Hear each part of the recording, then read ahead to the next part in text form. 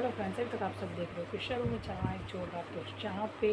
शरू के खिलाफ हो गई है अनिका, क्योंकि शरू बनकर आ गई है अनिका की फैमिली में सरस्वती बजाज बन के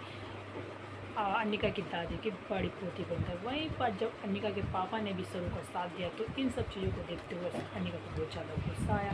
पर वो अपने पापा के सामने किसी को कुछ बोल नहीं पाई। वहीं पर अनिका ने ठान लिया अपने मन में कि वो शरू को इस घर से निकाल कर ही रहेगी, चाहे उसके लिए उसे कुछ भी करना पड़े। इसीलिए जब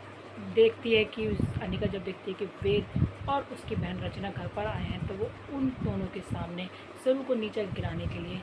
कांच जो शरू ने तोड़े थे, जो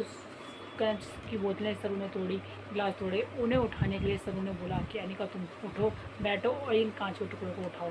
क्योंकि तुम्हें थोड़ा सबक मिलना जरूरी है। वहीं पर अनिका खुशी खुशी वो कांच के टुकड़े उठाने के लिए तैयार हो जाती है, क्योंकि वो वेद को दिखाना चाहती है कि शरू के पास पैसा आते ही, पावर आते ही कि वो फिर से बदल गई है और वो सिर्फ और सिर्फ अपना पैसे का रौब दिखा रही है। वहीं पर जब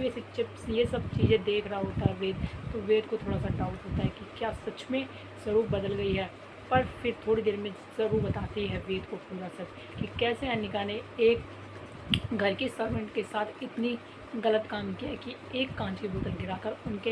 उनसे उठवाई और उनके हाथ पर खुद अपना पैर से रगड़ दिया उनका हाथ। तब ये सब चीज़ें देखते हुए शरू को बहुत ज़्यादा गुस्सा है, इसलिए उसने उसे सबक सिखाने के लिए उसी के साथ वही काम किया। और जब अनिका ये सब चीज़ें कर रही थी तो उसके हाथ में चोट लगी और उसे कान का टुकड़ा भी चुभ गया। वहीं पर अनिका की नानी और मम्मी मिलकर चलने वाले हैं शरू के खिलाफ फिर से एक बहुत बड़ी प्लानिंग, और वो करने वाले हैं शरू को फिर से बेनकाब और बताने वाले हैं कि शरू इस घर की असली पोती नहीं है, वो सिर्फ और सिर्फ नाटक कर रही है इस घर की जायदाद लेने के लिए। क्योंकि वहीं पर इन सब चीज़ों को देखते हुए कामनी को बहुत ज़्यादा गुस्सा आ रहा है कि अगर ये सच में हुआ कि शरू ही इस घर की बड़ी पोती है तो वो सारी की सारी जायदाद उसके नाम हो जाएगी। इसीलिए अब वो पूरा सच पता करने वाली है कि क्या शरू सच में इस घर की असली बड़ी पोती है या फिर वो सिर्फ और सिर्फ नाटक कर रही है। इसीलिए वो चली जाती है शरू के कमरे में और जाकर वहाँ पर वो नोट ढूंढने वाली है जिसमें साफ साफ शरू ने अपनी माँ की हैंड राइटिंग की कॉपी कर वो नोट लिखा था, और वही नोट वो लेकर आए थे घर में सबको दिखाने के लिए कि ये मेरी माँ ने मुझे दिया था। मतलब कि अनिका जो नोट चंद्रकांत को सरोजा ने लिखा था वही नोट खुद उसके हाथ लग जाता है कामनी के। और जब वो नोट कामनी के हाथ लगता है तो वो दो नोट एक जैसी राइटिंग में सेम होते हैं। तो ये सब चीज़ें देखने के बाद कामनी को कहीं ना कहीं डाउट होता है कि वो सिर्फ और सिर्फ शरू नाटक कर रही है इस घर की प्रॉपर्टी पाने के लिए। तो वो अब शरू का खेल ख़त्म करने वाली है और सबको बताने वाली है कि वो सिर्फ नाटक कर रही है और ढोंग कर रही है इस घर की जायदाद पाने के लिए। तो क्या अब कामनी की बात पर भरोसा करेगा चंद्रकांत और पूरी फैमिली, या फिर शरू को धक्के देकर निकाल दिया जाएगा घर से, बजाज फैमिली से घर से बाहर। तो आगे देखिए कि कहानी में क्या नया ट्विस्ट आने वाला है। वहीं पर दूसरी ओर देव की शादी फिक्स कर दी है तारा ने,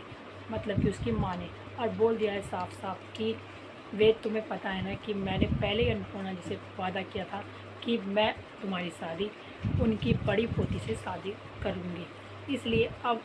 मैं अपने वादे से पीछे नहीं हट सकती और मैं चाहती हूँ कि तुम अन्नपूर्णा की बड़ी पोती से शादी करो। और जब ये बात वेद को पता चलती है तो वेद बहुत ज़्यादा गुस्सा करता है और वो साफ मना करने वाला होता है। और उस टाइम पर उसे उसकी बहन रचना रोक लेती है कि अभी भाई आप कुछ मत बोलो प्लीज़, और चलो चल के देखते हैं कि अन्नपूर्णा की बड़ी पोती कौन है। वहीं पर वो तारा के कहने पर चली जाती हैं बजाज फैमिली में, और जाके उन्हें पता चलता है कि अन्नपूर्णा की बड़ी पोती कोई और नहीं बल्कि वो